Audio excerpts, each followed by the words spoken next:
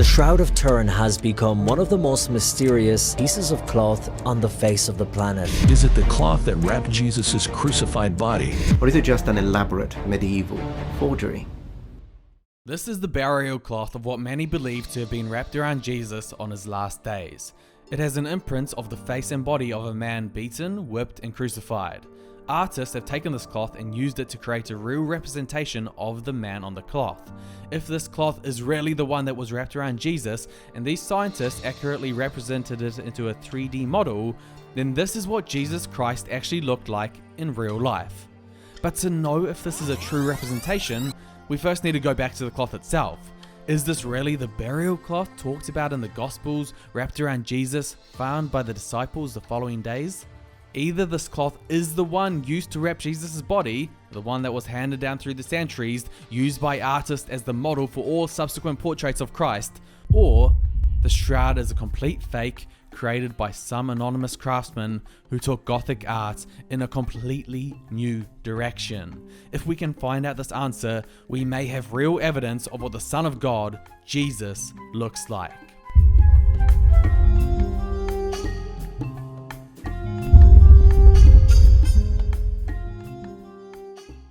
A shroud is a piece of cloth in which a person used to be buried in back in the old days.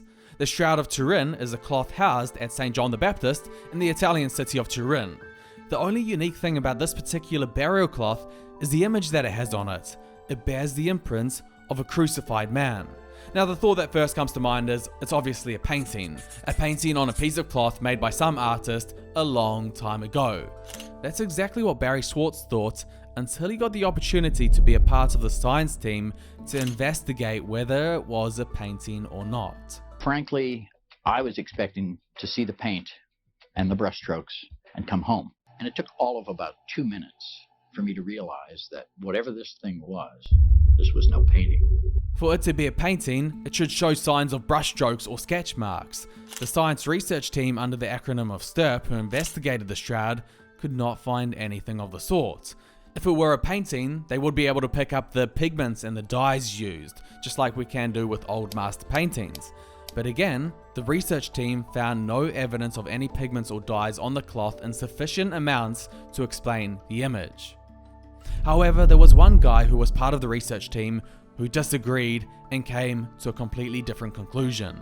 Microscopist Walter McCrone didn't go to Turin, but was sent fiber samples gathered on sticky tape to examine. He examined them, and he picked up that there was red ochre pigments in a gelatin medium on the sample, aka paint. He came to the conclusion that the shroud was a medieval painting, probably done freehand. But most of the science research team disagree with McCrone.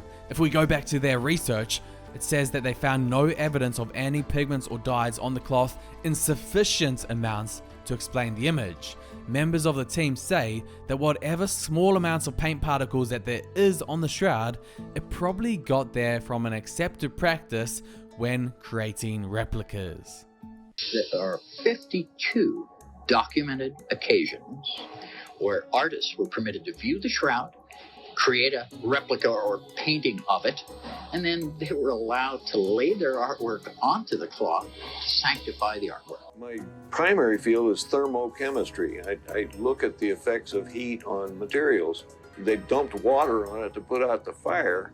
Nothing in the image moved with the water. You know, that's rather staggering because at one fell swoop, that pretty much eliminates almost everything that could have been used to paint the image. The fire that he's talking about happened in 1532, where a fire broke out in the chapel that the shroud was kept at. It melted part of the silver in the container protecting the shroud, and this silver fell onto parts of the shroud, burning through it. The burn marks and the water stains from where the fire was extinguished are still visible today, but the image itself remained completely the same. So if this is not a painting, is this the real imprint of Jesus Christ on the cloth that wrapped his body, the one that was mentioned in all 4 Gospels? Matthew 43, Mark 44, Luke 45 state that Joseph of Arimathea wrapped the body of Jesus in a piece of linen cloth and placed it in a new tomb. After Jesus had been resurrected, John 47 states, Simon Peter came along behind him and went straight into the tomb. He saw the strips of linen lying there, as well as the cloth that had been wrapped around Jesus' head. If we look at the image on the shroud, it matches the Gospel's descriptions of Christ eerily well. The bruise under the eye, dumbbell-shaped marks on the back and legs, the blood flows on the forearms, the splotch of blood on the wrist. It's almost as if there's only one explanation of who this could be. But to truly answer this question, we need to work out if the shroud is 2,000 years old. Anything earlier, and we can easily disprove that this isn't the real burial cloth of Christ. Luckily for us, science has developed this method to determine the age of something. Radiocarbon dating, depending on who you ask, is quite an accurate way of measuring the age of a material object. If scientists can get their hands on a small piece of the shroud, they should be able to determine the age of it and therefore clearly see if it's a fake. The only problem with carbon dating is you need to burn the sample to do the test. Obviously, no one really wants to burn a piece of the shroud, and would the Catholic Church even allow this to happen? In 2007, we get our answer. Pope John Paul and the Vatican give the green lights. They allow a very small section on the edge of the shroud to be cut off and age tested.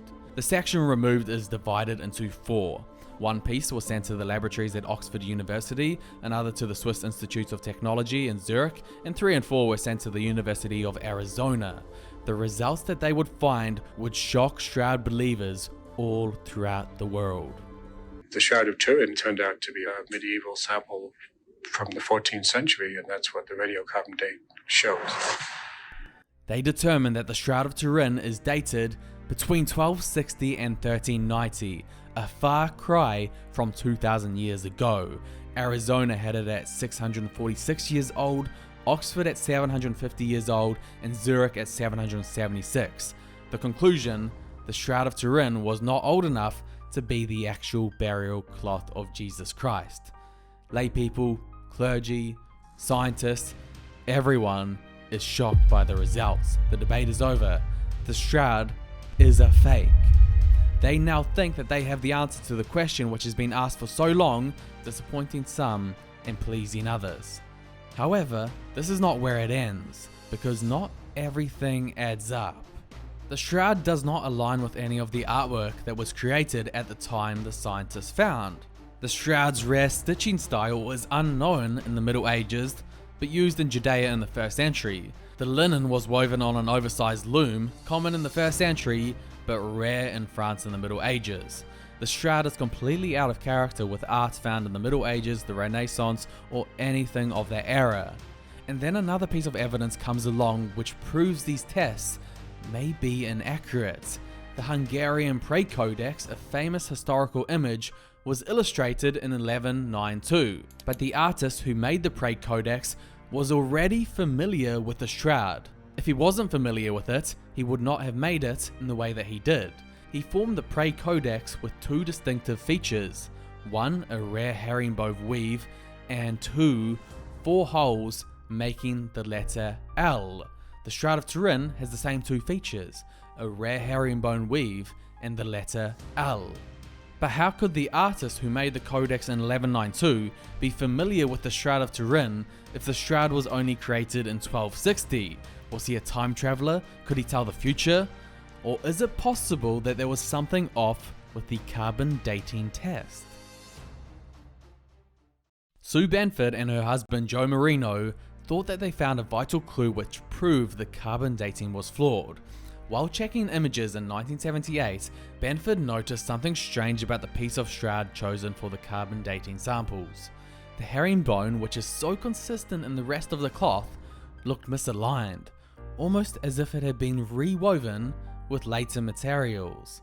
She took photographs of the samples used for the carbon dating and submitted these to several textile experts.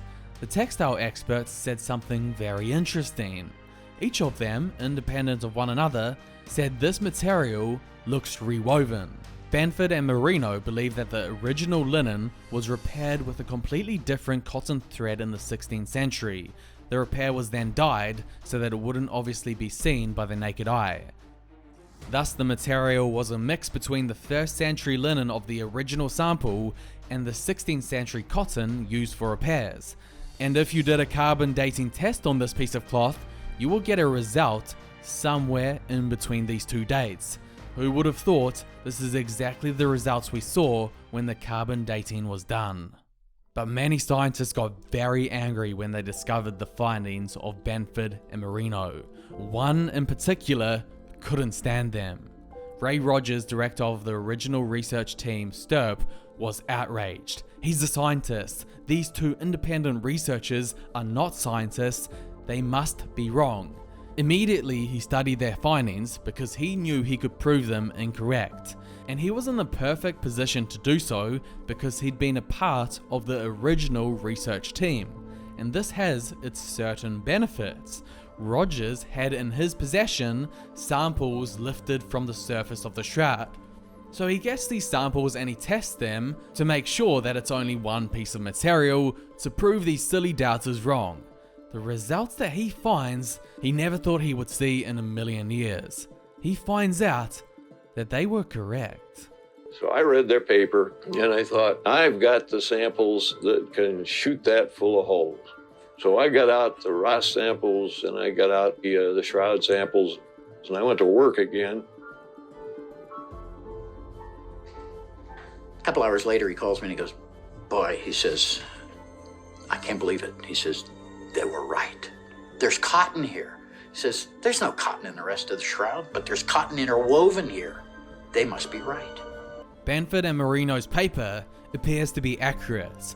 There are two pieces of material in the shroud sample used for carbon dating. Therefore, the test could not accurately determine the age of the original material used. And upon further analysis, Rogers also finds something very interesting.